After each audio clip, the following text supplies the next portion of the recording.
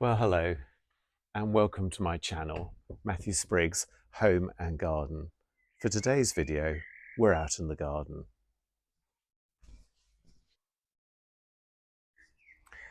So it's early May and it's time for our walk up the garden path. Now next month, there is the Petworth Secret Open Gardens, to which I'm participating in. And I've got a lot of work to do. But what I'm going to do in this video is just take you around the garden, show you what's looking good at the moment, and maybe point out one or two jobs that I've got to do. So all the lovely hellebores that were flowering in this border here are over, and I've trimmed all the dead flower heads off because they seed everywhere and I've got way too many hellebores as it is. And I decided to move this lovely bench, which came from my parents' garden, over to this side of the terrace, because over on this side I've got a lot of lovely ferns which are coming up, as well as euphorbias and quite a lot of interesting things that create like a sort of green tapestry on this side of the terrace. I've had quite a good tidy up over the past few days, and I have been reworking some of the pots, and we're kind of at like that changeover period now. Oh, but before I forget to mention, nesting up here in this Tracheospermum, we've got a little wren, so I'm not going to linger in this area for too long. So before we go into the main border, I just wanted to point out a job that I can see that needs doing, and that's this beautiful clematis. This has lovely dark magenta flowers, which will be flowering in about 3 weeks' time. And I must tie these soft growths in to this archway. That's definitely a job for today. Then looking into the borders now, we've got some beautiful ferns coming up here. And actually I'm remembering now that I've got a blackbird's nest in here and they've got babies. So Mr. and Mrs. Blackbird are in and out with worms at the moment, so we mustn't linger here for too long. Coming over onto this side, I've got the last of the chamesias flowering, but we've got the first of the allium purple sensations are coming out. This is another really good early doer in the border, is this Thalictrum, beg your pardon, aquifolium, looking super, fabulous contrast to the box balls. Now you might notice that the box balls are looking a little bit raggedy. Now that's because we've already had the dreaded box moth caterpillars in the garden.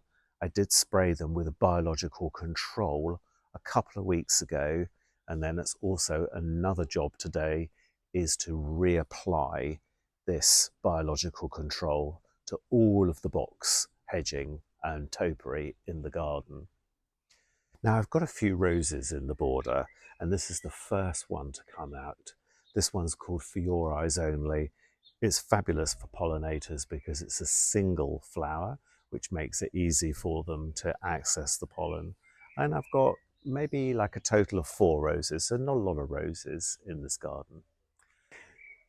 This is an area that is under redevelopment. This was a big, overgrown, standard holly ball, and that's all been cut and shredded, and you can see all about that in another video where I'm reviewing a new Bosch shredder.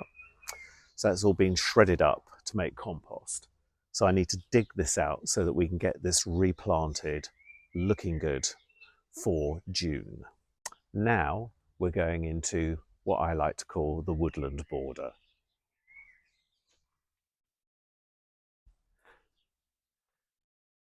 So there's a much more wilder feel down here, and what I love at the moment is this lovely stand of shuttlecock ferns at the moment. They're looking so fresh and vibrant, and the colour sets off really well against the dark foliage of the elderflower, and also is a good foil for the dark foliage of the cherry trees.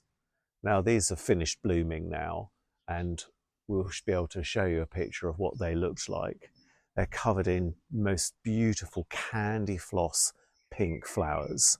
And then when all of that falls and flutters down onto the path, it forms a bit of a matted mess. So I've had a blur out and I've removed all of that from the path, and I even spend time brushing on the box balls to get rid of that, because when it rains it all goes sticky and it's horrible. For a bit of continuity, we've got more of the alliums growing through here, and they look really lovely coming up through this perennial cornflower.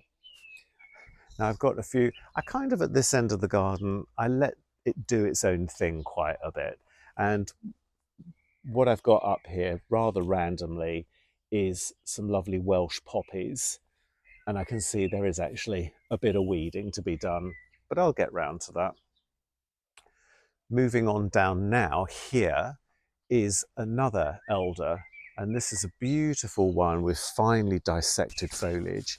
This one is called Black Lace, and I think it sets off really nicely with this beautiful purple-leafed persicaria. So that's about the highlights for the woodland border. Let's move on down into the stumpery now.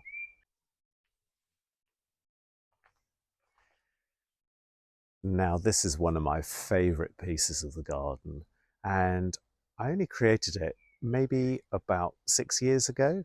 There used to be a big old shed here, and I used to have a greenhouse down here. But as time went on and things grew up, there just wasn't enough light for the greenhouse. So I decided to create this wonderful shady area to sit. And it's filled a lot with ferns of different sorts. And I also let things go a little bit wild down here.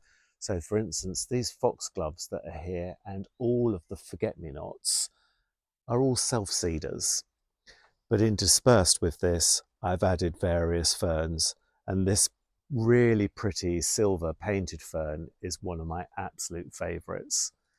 Now down in the stumpery is a lot about different form and texture. So I've contrasts the ferny leaves with this wonderful spiky astelia, and this works really well and has really thrived down in the stumpery. Also, we've got some aquilegias starting to flower, and these brunneras, which kind of look a bit like forget-me-nots, but they've got these beautiful, almost metallic, pewter-like leaves. And then as we carry on through, it drifts off into more of a selection of different aquilegias and more ferns and all manner of lovely plants that can tolerate the very dry conditions under this mature yew tree. Hostas are a big passion of mine, and I've got a lot of them down here as well.